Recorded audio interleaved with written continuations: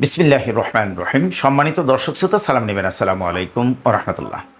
আজ আপনাদের মাঝে হাজির হয়েছি একটু কৃতজ্ঞতা প্রকাশ করার জন্য, পাশাপাশি হতাশা প্রকাশ করার জন্য। সর্বপ্রথম কৃতজ্ঞতাটা দিয়ে শুরু করতে চাই।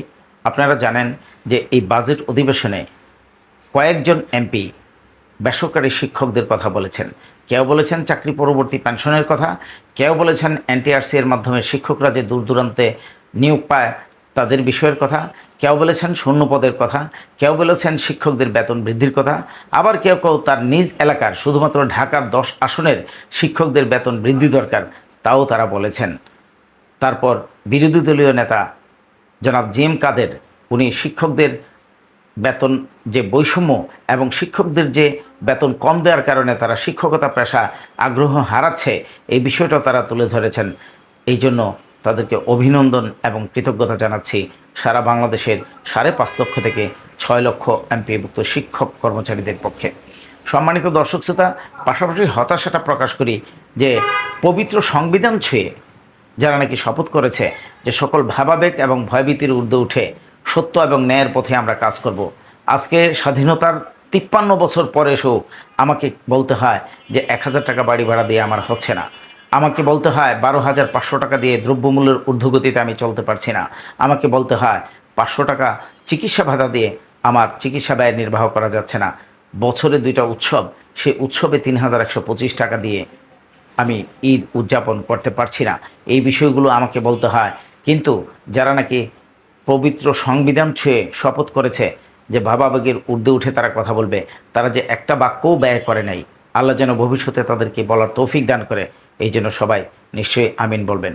সম্মানিত দর্শক শ্রোতা, আর একটু হতাশা হয় যে শিক্ষা পরিবারে যে দুইজনকে দায়িত্ব দেওয়া হয়েছে, মাননীয় শিক্ষামন্ত্রী এবং শিক্ষা প্রতিমন্ত্রী, তারা মহান সংসদে এত বড় একটা পরিবার, তারা বৈষম্যের বেড়াজালে আবদ্ধ, তাদের জন্য একটা বাক্য ব্যয় করেন নাই।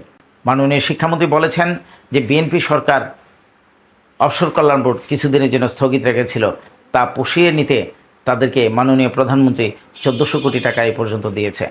আপনারা টানা 16 বছরে ক্ষমতায় থেকে শিক্ষকদেরকে 1400 কোটি টাকা দিয়েছেন, তা আপনি উল্লেখ করেছেন। অথচ আপনি একটু চিন্তা করে দেখেন, যারা সরকারি কর্মকর্তা কর্মচারী আছে তারাও কিন্তু তাদের বেতনের 10% দিয়ে সমপরিমাণ টাকা সরকার দিচ্ছে, আর আমাদেরকে এই 16 বছরে মাত্র 1400 কোটি টাকা দিয়েছে, তা আপনি উল্লেখ করেছেন। কিন্তু শিক্ষকদের যে আপনি প্রতিশ্রুতি দিয়েছেন বাড়ি ভাড়া, উৎসব ভাতা, চিকিৎসা ভাতা, এই বিষয়টা বর্ধিতকরণের জন্য আপনি একটু জোরালোভাবে আবদার করতে পারতেন, যার দ্বারা শিক্ষক পরিবার আপনার কাছে অত্যন্ত কৃতজ্ঞ হতো, কিন্তু আপনি তা করেন নাই। তারপর মাননীয় প্রধানমন্ত্রী আজকে দীর্ঘ 1 মাস যাবৎ বাজেট অধিবেশন চলাকালীনের শেষ দিকে এসে দীর্ঘক্ষণ যাবৎ ওনার উন্নয়নের ফিরিস্তি তুলে ধরেছেন, গৃহহীনদেরকে গৃহ দিয়েছেন, বাস্তুহারাদেরকে উনি বাসস্থানের সুবিধা করে দিয়েছেন, বাসায় এখন ফ্রিজ এসেছে, টিভি এসেছে, তা তুলে ধরেছেন।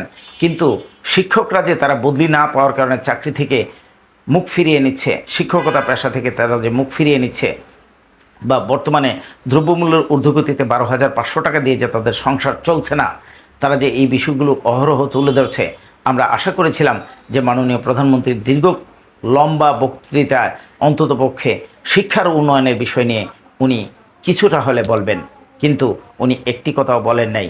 তার মানে কি আমরা যা ধারণা করছি তাই, যে শিক্ষার উন্নয়নে সরকার ততটা আগ্রহী নয়? যদি হতো তাহলে যেহেতু প্রতিশ্রুতি দিয়ে আমাদেরকে প্রতিষ্ঠানে ফেরত পাঠানো হয়েছে, মাননীয় প্রধানমন্ত্রী তো ইচ্ছে করলে বলতে পারতেন, মাননীয় শিক্ষামন্ত্রী বলতে পারতেন, কিন্তু কেউ একটা কথাও বলেন নাই, একটা বাক্য ব্যয়ও করেন নাই। ফলশ্রুতিতে আমরা হতাশ হওয়া ছাড়া আর কিছুই থাকলো না। তারপরেও আপনাদেরকে এতটুকু বলতে পারি যে আমরা আমাদের পেশাগত অধিকার আদায়ের আন্দোলন করে আসছি, বিগত সালে করেছি, এখনও করছি, ভবিষ্যতেও করব। যেহেতু সরকারি যে কোনো কাজ হতে একটু সময় লাগে, 1-2 মাস সময় দিতে চাই। বাজেট পরবর্তী যদি মাননীয় শিক্ষামন্ত্রী তার দেয়া প্রতিশ্রুতি বিষয়গুলো সমাধান না ঘটান, তাহলে অবশ্যই রাজপথে নেমে আমাদের অধিকার আদায় করব, এর মধ্যে বিন্দু মাত্র কোনো ভুল হবে না।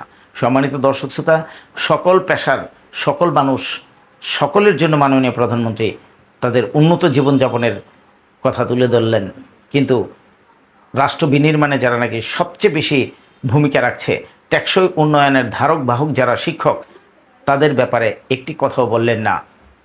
ইচ্ছে করলে উনি বলতে পারতেন বা শিক্ষা পরিবারে বাহবা উনি নিতে পারতেন।